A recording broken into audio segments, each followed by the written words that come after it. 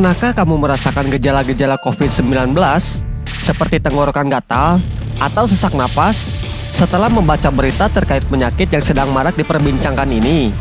Jangan dulu panik. Bisa jadi itu merupakan gangguan psikosomatik.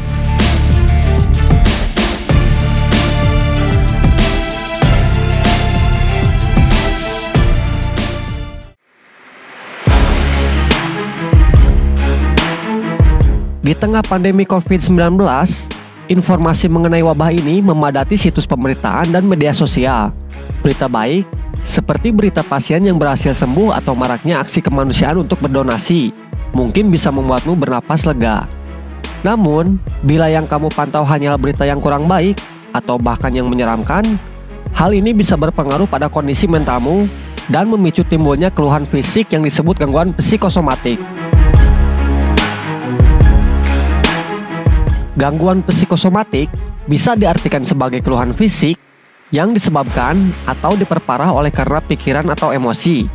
Biasanya, kondisi ini berawal dari stres, cemas, takut, atau depresi. Namun, jangan salah, walaupun berasal dari pikiran dan emosi, bukan berarti keluhan fisik yang terjadi itu tidak nyata. Pada gejala psikosomatis, penderita benar-benar bisa merasakan keluhan fisik yang sesungguhnya dan membutuhkan pengobatan, sama halnya dengan penyakit lainnya.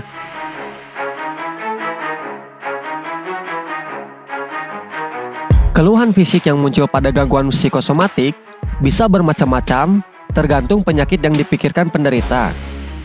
Pada gangguan psikosomatik akibat ketakutan terhadap virus corona, gejala yang bisa muncul antara lain batuk-batuk, sesak nafas, bahkan demam.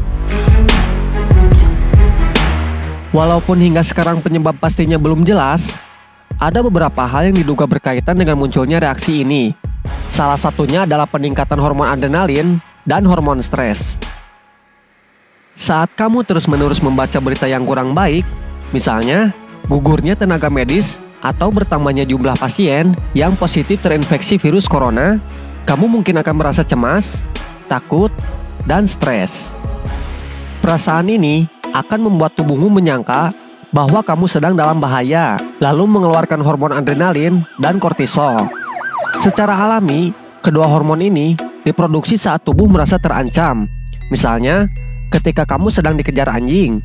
Tujuannya adalah untuk meningkatkan respon tubuh agar siap untuk menghadapi bahaya. Namun, bila hormon ini keluar di saat kamu sebenarnya dalam keadaan aman, kamu justru akan merasakan keluhan-keluhan yang kamu takutkan terjadi.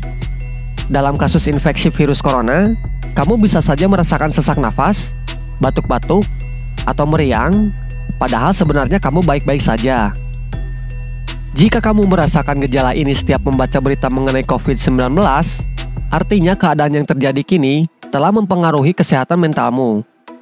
Ini adalah hal yang sangat wajar terjadi di masa-masa seperti ini, apalagi di tengah masa-masa physical distancing yang mungkin membuatmu merasa terasing dari teman dan kesepian. Untuk menenangkan perasaanmu, batasi dulu membaca atau mencari berita mengenai COVID-19 untuk sementara waktu. Dalam pidatonya, pimpinan WHO bahkan menyarankan kita untuk mencari berita tentang wabah ini tidak lebih dari 1-2 kali sehari. Beritanya pun perlu dipastikan berasal dari sumber yang terpercaya.